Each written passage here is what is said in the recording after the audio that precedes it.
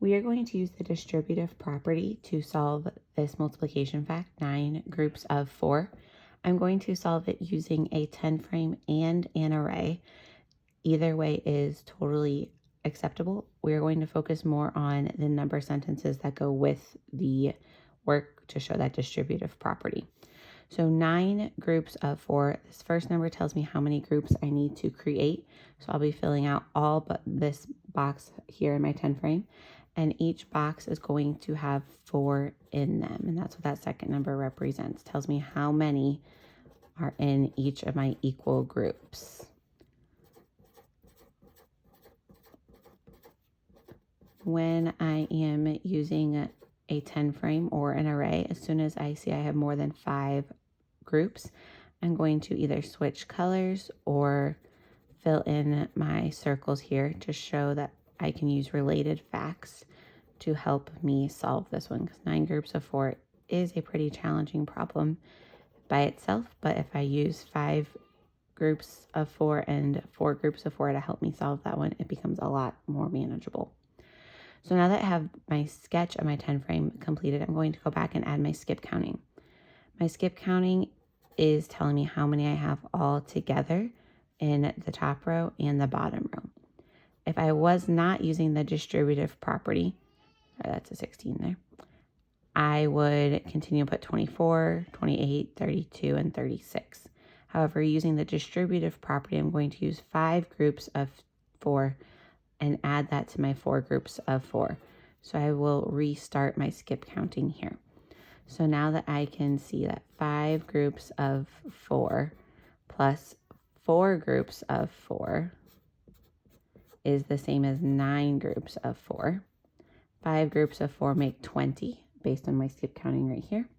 And 4 groups of 4 is 16. 20 and 16 is 36. So this is the most important part here that's helping us with our distributive property. I can also use an array to solve this. I'm going to just do an array that is horizontally set up. I could also have done this vertically. I'm going to still have those groups of 4. And after I complete 5 groups of 4, I'm going to switch to those closed circles again. This is just a visual reminder to use those related multiplication facts to help me solve 9 groups of 4. Again, my skip counting would start with 4, and I'd skip count by 4 until I got to my 5 groups. And then I would restart that skip counting once I got to that 6th group.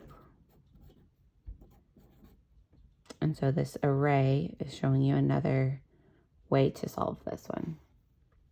So 9 groups of 4 makes 36. Here is another problem. We have 8 groups of 5. So I'll have all but 2 boxes filled out in my 10 frame. And each one will have 5 in them.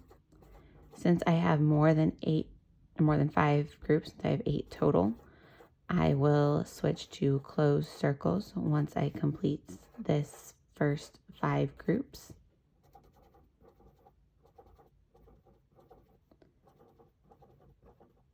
And that is, again, a visual reminder to use the distributive property and to, oops, sorry, I don't need those 2 right there. So I have 8 groups, and this, again, to help me remember to just restart my skip counting now that I have a completed 5 groups. I'm going to be counting by 5. So my skip counting will start at 5 and continue on. And once I get to 25 and complete that 5th group, I'm going to restart my skip counting. And so now I have 5 groups of 5 plus 3 groups of 5 is the same as or equals 8 groups of 5. 5 groups of 5 is 25. 3 groups of 5 is 15. I'm going to add my ones first. 5 and 5 is 10. So I'm going to be regrouping those 10 ones to become another 10. And so that will give me then 2 10s and 2 10s, which is 40. So 8 groups of 5 make 40.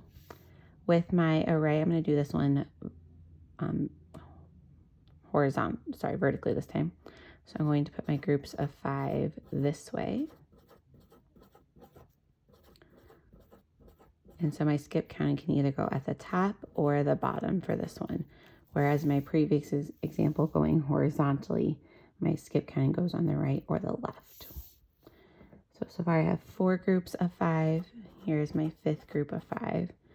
And now I would switch to doing closed circles since I have gone over 5 groups.